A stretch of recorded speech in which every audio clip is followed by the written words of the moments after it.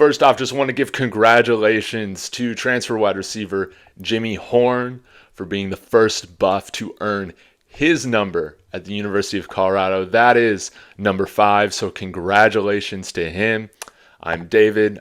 I talk CU Buffs, Coach Prime, Deion Sanders, really anything to do with the University of Colorado football program. Thank you for checking out my video. I've been doing some traveling this week, seeing some family.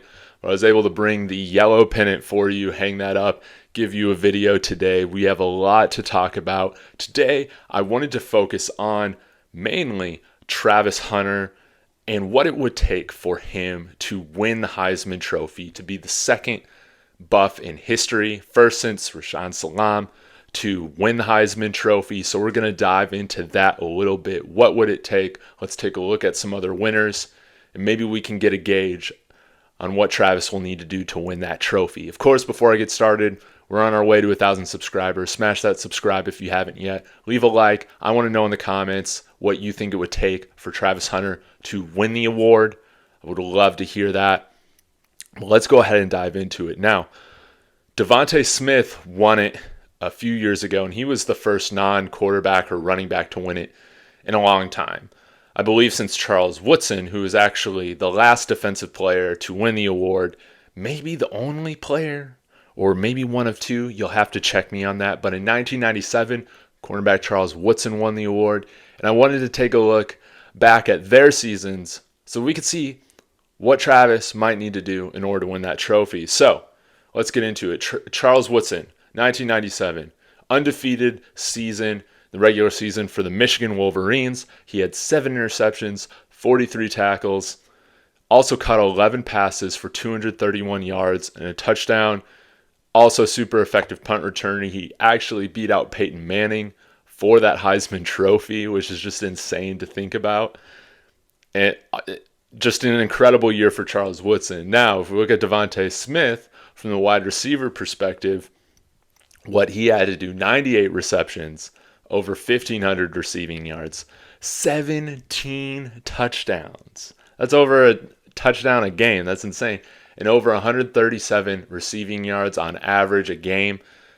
Insanity. So when we're looking at Travis Hunter, we're going to need a combination of course, performance on both the offense and defensive side of the ball. Now, I also wanted to compare none other than Coach Prime to this and bring him into this discussion as well.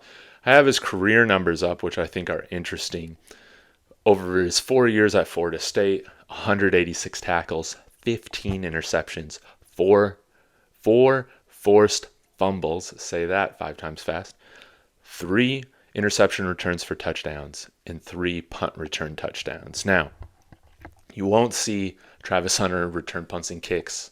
I don't believe he did that at Jackson State. And CU has so many other guys that have experience doing that, and they're going to be elite status returners. So you won't see that, but you'll see Travis play on the offensive defense.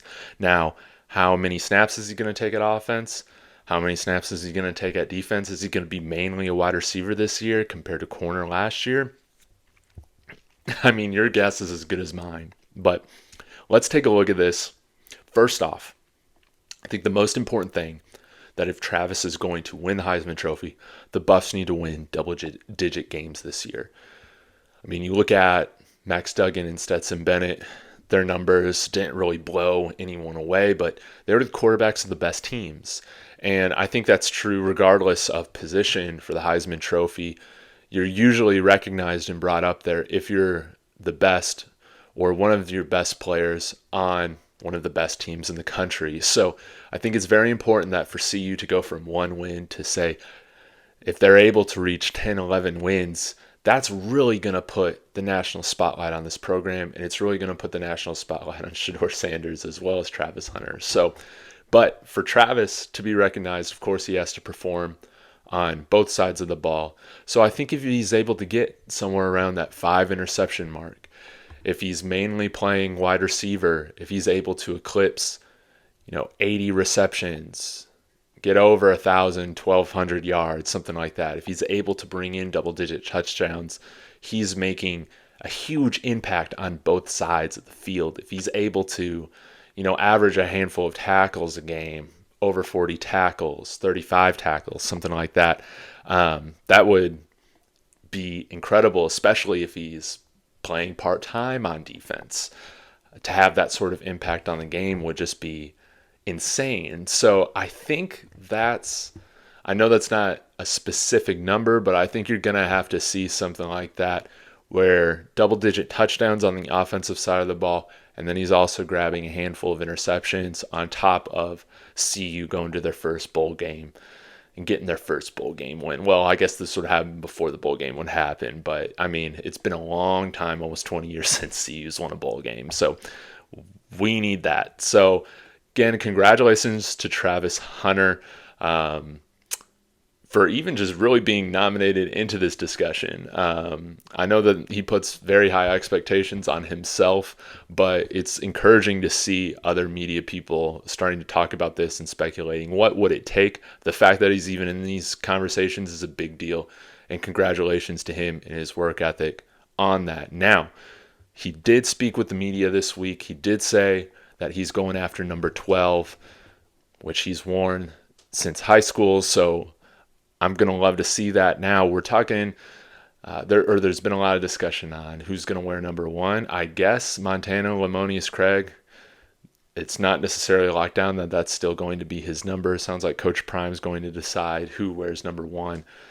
And we'll have to see who that is. If it's not going to be Jimmy Horn or Shedeur or Travis, I guess we'll find out. Maybe Dylan Edwards. I've seen that brought up, for instance, by the guys on the DNVR Buff Show, which would be great. We also heard from him. I'm going to get into talking about that a little bit more tomorrow, but I want to leave you with this, and that is a plea to Shane Hooks. I know number 5 is taken. I'm sad for you because of that. However, number 1 is still available, and it would be amazing if you were to come to see you and form one of the most deadly wide receiving cores we've ever seen in college football, with yourself, Travis Hunter, Jimmy Horn, Montana Lamonius Craig, and all the other amazing players that we've brought in at that position over the last few months, thanks to Coach Prime. Would love to see you here in Boulder. So, with that, I'm signing off. I'll be back with another video tomorrow. Again, thank you for checking out my channel. Go Buffs.